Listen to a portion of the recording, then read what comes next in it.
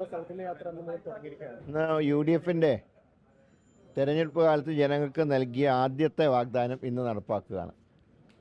അതായത് ഇന്ന് മുതൽ KSRTC ഓർഡിനറി ബസ്സുകളിൽ സ്ത്രീകളുടെ യാത്ര സൗജന്യമാണ്. ഇത് കേരളത്തിനെ സംബന്ധിച്ചിടത്തോളം ആദ്യ സംഭവമാണ്.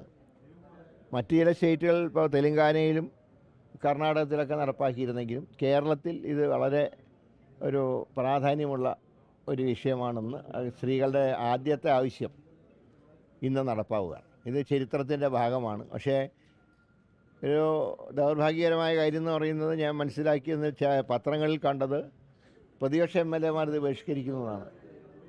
ഇങ്ങനെയുള്ള വികസന കാര്യങ്ങളിലും പ്രതിപക്ഷം സഹകരിക്കണമെന്നാണ് ഞങ്ങൾക്ക് പറയാനുള്ളത്. കാരണം ഞങ്ങളുടെ ഇലക്ഷൻ വാഗ്ദാനമാണ്, അത് ഞങ്ങൾ നടപ്പാക്കുന്നു.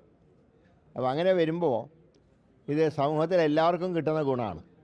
അപ്പോൾ പ്രതിപക്ഷം അതിനോട് സഹകരിക്കുകയാണ് വേണ്ടത്. പക്ഷേ ദൗർഭാഗ്യവശാൽ എന്തുകൊണ്ടോ ഇത് ബഹിഷ്കരിക്കുന്നൊരു വാർത്തയാണ് ഇന്ന് പത്രത്തിൽ കണ്ടത്. അത് ശരിയല്ല. ഏതായാലും ഇലക്ഷൻ കഴിഞ്ഞ് ഒരു ജനാധിപത്യ ഗവൺമെൻറ് അധികാരത്തിൽ വന്നു. അങ്ങനെ അധികാരത്തിൽ വരുമ്പോൾ സ്വാഭാവികമാണ് ഞങ്ങളുടെ വാഗ്ദാനങ്ങൾ ഞങ്ങൾ നടപ്പാക്കും. അത് എല്ലാവർക്കും ഉണ്ടല്ലോ. സ്ത്രീകളെന്ന് പറയുമ്പോൾ UDF-ന് വോട്ട് ചെയ്തവരുണ്ട്, LDF-ന് വോട്ട് ചെയ്തവരുണ്ട്, BJPക്ക് വോട്ട് ചെയ്തവരുണ്ട്. എല്ലാവർക്കും ഒരേ നിയമമാണ്. അപ്പോൾ അതിനോട് സഹകരിക്കുകയായിരുന്നു വേണ്ടത്. അത്രേ പറയുന്നുള്ളൂ. നിപ്പ പ്രതിരോധത്തിൽ പ്രതിപക്ഷം വരുന്ന ഒരു വിമർശനം മന്ത്രി ഇപ്പോഴും കോഴിക്കോട് തുടരുന്നില്ല, DMO പോലും കോഴിക്കോടില്ല എന്നുള്ളൊരു കാര്യമാണ് പറയുന്നത്. DMO കോഴിക്കോട് DMO ഉണ്ടല്ലോ, അവിടെ DMO-ൻ്റെ ചാർജുള്ള വ്യക്തിയുണ്ട്. ഞാൻ പറഞ്ഞ ഇത് കൺട്രോൾഡാണ്. എന്താണ് ഈ പ്രതിപക്ഷത്തിന് ഇത് വ്യാപിക്കാനാണോ അവരാഗ്രഹിക്കുന്നത്? കൺട്രോൾഡ് ആയിട്ടുള്ള ഒരു അസുഖം. ഇപ്പോഴും ഒരാൾക്ക് എത്ര പേരെ പരിശോധിച്ചു അറിയോ?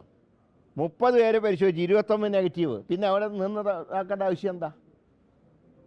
അപ്പോൾ അത് വെറുതെ ജനങ്ങളുടെ മുമ്പിൽ സ്വയം പരിഹാസ്യരാകരുത്. നേരെ മറിച്ച് മന്ത്രിയില്ല, ഇത് രോഗം വ്യാപിക്കുന്നു, അങ്ങനെയൊക്കെയാണെങ്കിലേ കുറ്റപ്പെടുത്തുക. ഇതൊരാൾക്ക് പോലും, ഈ രോഗി ഒഴിച്ച് ബാക്കി ഒരാൾക്ക് പോലും സ്ഥിരീകരിച്ചിട്ടില്ല. ഇപ്പോഴും ടെസ്റ്റ് നടത്തുന്നുണ്ട്.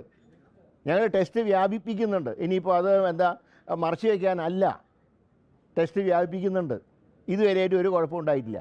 അങ്ങനെ ഒരു ഇഷ്യൂ വന്നാൽ തീർച്ചയായിട്ടും ഞങ്ങൾക്ക് അവിടെ ഉണ്ടാവും. അവിടെ DMO ഉണ്ട്, ഇൻചാർജ് ഉണ്ട്.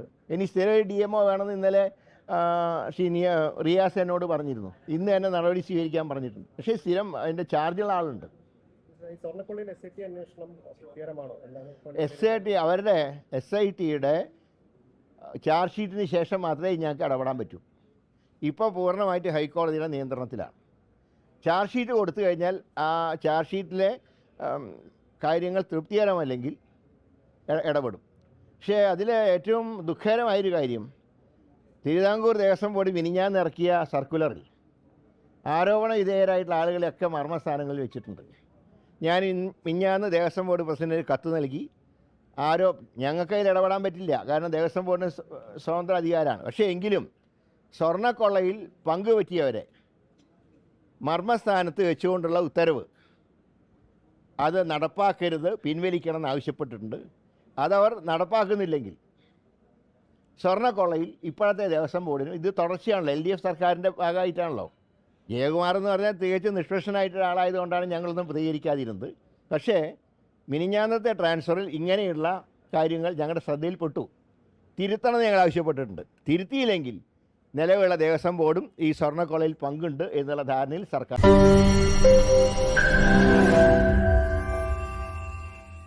ലോകത്തെവിടെയായാലും ഏത് സമയത്തും 24 വാർത്തകളും ഓഗ്മെന്റഡ് റിയാലിറ്റി പാക്കേജുകളും എക്സ്പ്ലെയിനറുകളും വിശദമായി കാണാൻ ഞങ്ങളുടെ YouTube ചാനൽ നിങ്ങൾക്ക് സബ്സ്ക്രൈബ് ചെയ്യാം.